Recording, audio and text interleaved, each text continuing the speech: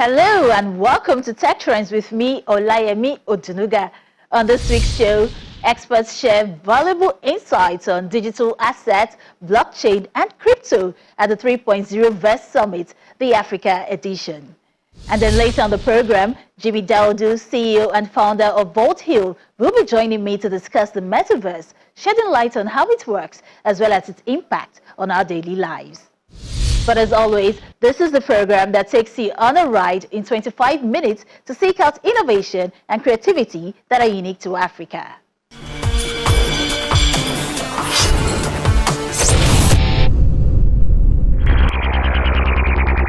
Cyber weapons won't go away, and their spread can't be controlled. Instead, as we've done for other destructive technologies, the world needs to establish a set of principles to determine the proper conduct of governments regarding cyber conflict. The digital asset market in Africa is booming, showing how much potential the region holds in the global crypto scene. And as more people and businesses see the benefits of decentralized finance, which basically means having more control over your money and being part of this new digital economy where inflation isn't such a big worry, user trading platforms are now becoming popular. At the 3.0 Verse Summit 2024, the Africa edition, experts share valuable insights on digital assets, blockchain technology, and crypto. Please start here, click here. As more people jump on the cryptocurrency and blockchain bandwagon, it appears Nigeria is leading the charge in Africa. What's the name? 3.0 Verse. Nigeria's rapid growth in the digital asset market highlights the country's potential as a critical player in the global crypto ecosystem. Thank you. And at the 3.0 Verse Summit, Africa edition, it's all about giving everyday individuals and businesses the tools and knowledge they need to sail through the world of digital assets successfully. While you have learned about what is digital economy, cryptocurrencies, blockchain, there has been a lot of experiences which I have heard in Nigeria, which you guys have gone through. But I'm sure with time, there is a requirement where a most credible and the neutral platform has to come in existence. A lot of people are burning hands just because of lack of information or education in this industry. So that's where we decided that we have to build a platform which doesn't confuse any users, but they get all the information at the single tap. But it's not just about Nigeria. It's about Africa stepping into the spotlight of the global crypto stage. The digital asset market in the country and the entire continent is skyrocketing, making Africa a key player. The investors who understand markets, who understand forecast, are looking towards Africa with a lot of expectation, because blockchain crypto is making Africa look important again as far as the global outlook is concerned. But it has not always been so. It has not always been so. The fact that most African countries experience things like high inflation rate, bad governance, high youth unemployment, decline in international trade, severe economic hardship, demand for inclusions. I mean, most people don't do much with their bank account. You just open it and before you know it, the banks keep deducting either its SMS fee or maintenance of your card or I mean, you can put 1,000 naira in your bank account, and in the next 6 months, bank would have taken probably half of it for one charge or the other, even if you didn't bring any money. So people want to have better financial participation. So the demand for that is also helping to drive adoption for crypto. By embracing digital assets and decentralized finance, also known as DeFi, individuals can have more control over their finances, be part of a decentralized economy, and protect themselves from inflation, which is the crypto dream. Cryptocurrency is the most important innovation of the 21st century. And why do I say so? Cryptocurrency, for the first time, gives you the power of freedom, the power of ownership, and you can become a contributor and a participator in a shared economy. And this is what we all really want to see. Prosperity for everyone. There is no barrier to entry. It means that whoever you are, wherever you are from, no matter what your race is, no matter what your gender, your religion is, there is no restriction or barrier to entry. More individuals and businesses are waking up to the perks of decentralized finance and blockchain tech, and the result is a soaring demand for user-friendly platforms. Web3 is still at its dawn. It's still a technology that's currently evolving, and as this technology is growing, we've been seeing rapid growth around various regions, like in the world, especially in Africa and Nigeria, where I am from. But statistics shows that in the entire Web3 workforce, we have just 12% of women in the Web3 workforce, and in this tiny 12% of women, you find just about 25% of them that you can find in teams. That's like working in specific leadership roles in the Web3 space. And I believe that there are so many other women that are like me, who from the moment you tell them about blockchain, they already think that it's something really technical. But then again, we're able to show women that there's so much they can do in the Web3 space, that even their normal skills that they have in the Web2 space, they can bring it here. All they need to do is just to understand how the blockchain works, and then bring in their career, their skills into the blockchain space and to serve. What we've been able to see is in areas like research, in areas like software development, in areas like content creations, of course also in areas like trading digital assets. These are some of the places, record keeping, land registry and all that. These are some of the use cases that we've not been able to touch or take advantage of. Luckily for us, there's a national blockchain strategy.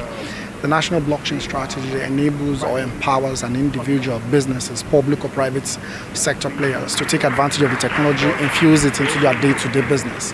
And when they infuse it into their day-to-day business, it makes life super easy and making Nigeria compliant in the area of emerging tech. Nigeria is riding high on the digital wave, and the country's increasing prominence in the world of digital assets shows her potential as she journeys towards financial empowerment and digital innovation. With more people craving the crypto dream, empowering users with innovative tools, educational resources, and opportunities in the space will help pave the way for a brighter and more inclusive financial future. When the market was at 41,000, where were you?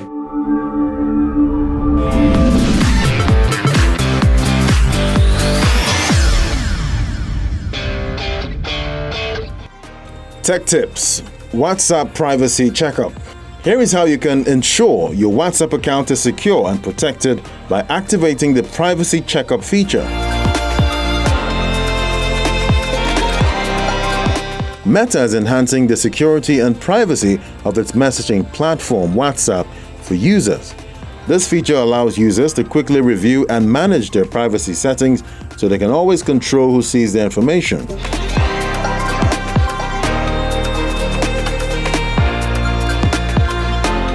To activate this feature, open WhatsApp, go to Settings, tap on Privacy. At the top, you'd see Privacy Checkup. Tap on it, and you'll be taken through a series of screens where you can choose who can contact you, add you to groups, and manage your blocked contacts.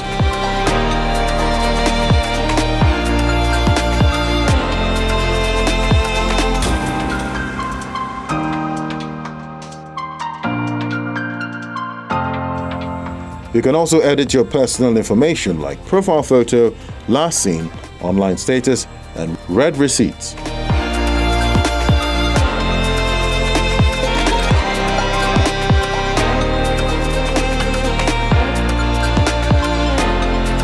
Activating the feature also allows you to add more privacy to your chats and groups by setting up disappearing messages and enabling end-to-end encrypted backups.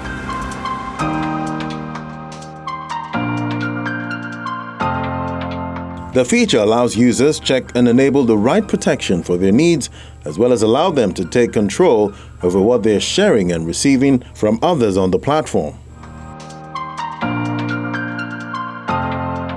And that's our tech tip for the week.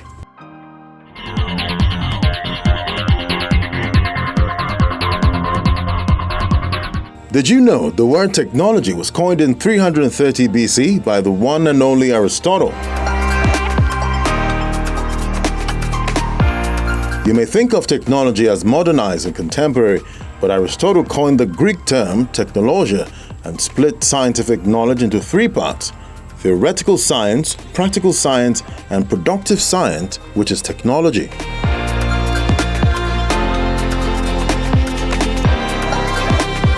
From a historical perspective, philosophers of technology agree that two phases of technology can be seen: the craft phase and the modern scientized phase. However, to a philosopher of technology, modern technology, although scientized, is a unique structure of thinking, not merely applied science. Nor is technology, like science, fully described by the laws of nature.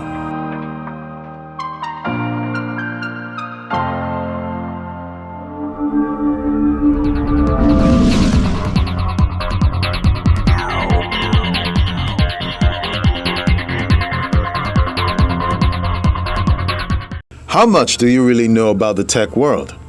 Put your knowledge to the test with these trivia questions. When a password is limited strictly to numeric characters, the secret is often referred to as a PIN. What does that acronym stand for? Personal Innovation Number, Private Information Number.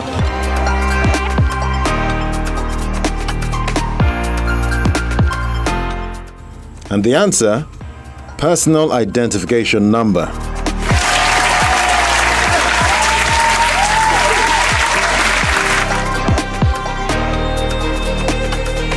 One gigabyte is equal to how many megabytes?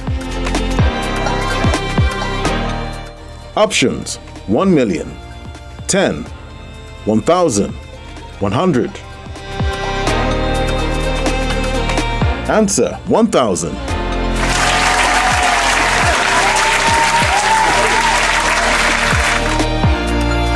Often pronounced GUI, GUI is short for what well-known three-word tech term? Answer: Graphical User Interface.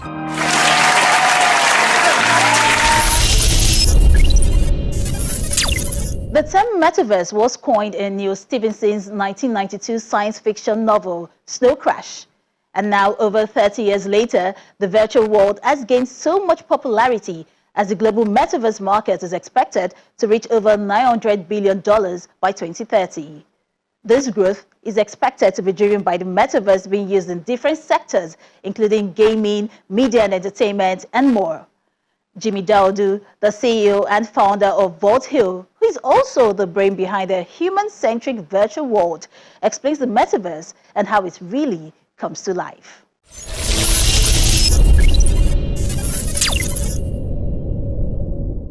Let's start with the basics. Yeah. What exactly is the metaverse? So I'd explain it in two concepts. One is just what it is. It's a virtually shared social space. So it's the next evolution of the internet. So imagine you being on TikTok or Instagram, but virtually being in there and saying hi to the friends that you connect with, right? From a business and brand perspective, it's a new channel of generating a revenue stream. So for example, I love Nike shoes, right? I could either go into the Nike shop to buy a pair, or I could order a pair online, or now I can now design my shoes in the metaverse and get them ordered and delivered to my home. And how exactly does this work? What impact would it have on our lives? Great. So if we take a step back to 23 years ago when Bill Gates was on the David Letterman show, and just like this, he was talking about the internet. And David Letterman was a little bit ridiculing him about what that meant. And fast forward 23 years later, you and I basically live through the internet, you know, order Uber, order food, use our apps on banking, all of that good stuff. So where we are at a phase where it was 23 years ago when this technology came out. You know, if you look at the Gen Zs, you look at kids nowadays, everyone's getting digitally savvy. In the next couple of years, 5 to 10 years, this is going to be mainstream. Now, the concept of the metaverse sounds so interesting, right? And I'm wondering if we were having this conversation in the metaverse right now, what would I need to do to have that immersive experience? Absolutely. So I explained the channels are threefold, right? You could be in the metaverse on your mobile phone, you could be in the metaverse on the web, and you could be in the metaverse more immersive through your VR headset. So where you see people wearing virtual, or you see folks wearing virtual reality headset, that is the purest form of immersion, right? So a lot of metaverse platforms or virtual reality platforms give you that opportunity to jump in and have this conversation through any of those platforms. So it's accessible to everyone. So now you're making this sound so simple and, easy, but help me understand. Are you saying we're moving into a time where, we could, attend shows, see a performer and, possibly touch them, in the metaverse? So yes and yes, right? So 2020, I think, the rapper Travis Scott did a concert in Fortnite in the metaverse, and within 10 minutes generated about, if my numbers are right, about $20 million. And my team and I are talking to Ladipo about, again, bracing the same within the African context for Nigeria to understand how we could get the music industry innovative through the metaverse. And when I said the next yes in terms of touching, at the moment, there are sophisticated tools such as hepatic suits you wear. And yeah, I know, I'm going next level. And if we're in the metaverse and I touch you, you feel it physically, wherever you are in the world, if we're connected in the same metaverse environment. So it is common. There are several use cases, such as in the medical field, a consultant or a surgeon operating, and you need support from someone in a different country. Again, the medical use case is a good one for this example. Let's talk about the mainstream adoption of the metaverse, and let's take this couple years down the line.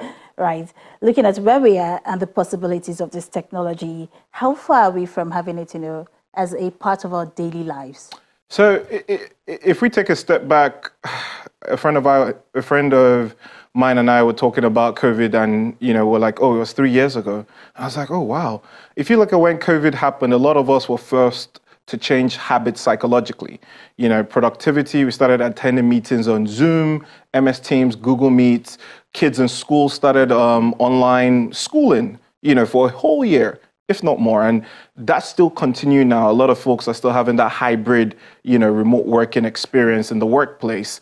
If you look at it further down the line, we're already getting there. You being on Zoom, you being on Team is a form of immersion. Now, from an adoption perspective, we need to start looking at this from universities, education, solving the epidemic around loneliness, because people want to form meaningful experiences in the metaverse. Now, you mentioned education there as part of the possibilities that the metaverse, can provide. And there safety concerns, because we have a lot of youngsters who are digital natives, and their safety concerns about the use of this technology. Absolutely. And, with us at Voltil, we take safety and security as one of the fundamentals and ensure that this is optimum in our metaverse. First, we look at the hardware and the age limit for that, ensuring that anyone below the age limit can jump in. 2, we're looking at authentication systems using artificial intelligence, working with regulators to ensure that we have a robust framework around the governance to ensure that if we're to enforce, whatever regulations that come into place, that is adopted with the youths and folks that feel like, they want to be bad actors in the space. So it's something we're definitely keeping an eye on. I'm working through partnerships with folks that provide exact service to that for us to integrate in the metaverse. Now, you are building a human-centric virtual world with Correct. your team. Tell us a bit about how it works. Right. So what we've done is a lot of people build technology focusing on a problem and solution and just the tech. We've taken a step back and taken 7 out of 16 basic human instincts, things that make you and I human, like vitality, idealism, romance. In vitality, we're looking at working with health and fitness professionals. In Africa, in Nigeria, there's a huge challenge around mental health. At times it's seen as a stigma. We're starting to look at how we bridge therapy using AI avatars in the metaverse. So for us, it's making sure that from a human-centric perspective, people are involved. And also, you sell virtual lands. Correct. Help me understand, because I don't see how that works. If I were to buy a piece of land here in Nigeria, I could see it. Correct. I could inspect it. Correct. See my building blocks if I Correct. intend to build well. Correct. What value do virtual lands provide? So a lot of people are going to be asking the same question, and I'd answer that. But before I do that, if you buy Access Bank stocks or Zenith stocks, you can't see it. You just see a ledger and an account from your stockbrokers. You have this and this. Same with your money, right? Other than the fact that you go into the bank physically to withdraw it. A lot of these things are moving into digital, right? The idea of virtual land is, simply put, your access point into the metaverse. So take an example of the internet. You need a domain name for your website, Okpayemi at channelstv.com, for example. Channels TV, that domain name is equivalent to a plot of land. So while folks in the 80s and 90s were buying domain names and website names, the future is virtual land ownership. So you could build Channels TV, and we could talk about this later, in the metaverse and get people to access all of this good stuff, this production, your news stories in the metaverse through that platform. Well, you make everything sound so fascinating, right? But with all the investments in the metaverse, especially from the big tech companies, the big players, will there be a time when individuals would work and be full-time in the metaverse? So for certain roles, yes. However, because of the technology, we're not expecting people to be in a virtual reality headset 24/7. No.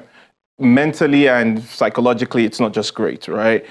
What we're saying is we want to use this to augment what you currently have. So in the workplace, for example, you still have physical meetings, albeit, saving cost on travel. A lot of the meetings have gone remotely. You still have, times when you need to be in the metaverse through work. But what we're saying is we're augmenting what you currently have. We're not replacing it. Well, this only proves, how much you can achieve, or, anybody can achieve, actually, with the power of technology. Absolutely. Well, thank you so much for the insights, Jimmy Dawodu, CEO and founder of Vault Hill. Thank you very much for having me, and I'm glad to be here.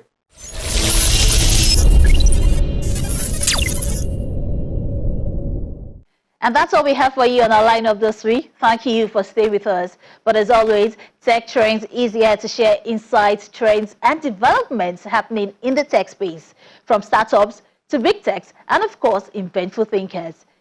Also, if you missed any parts of the program, you can always catch up on the Channels TV YouTube accounts where we have all of our episodes. And I encourage you to watch, share, and like your favorite editions.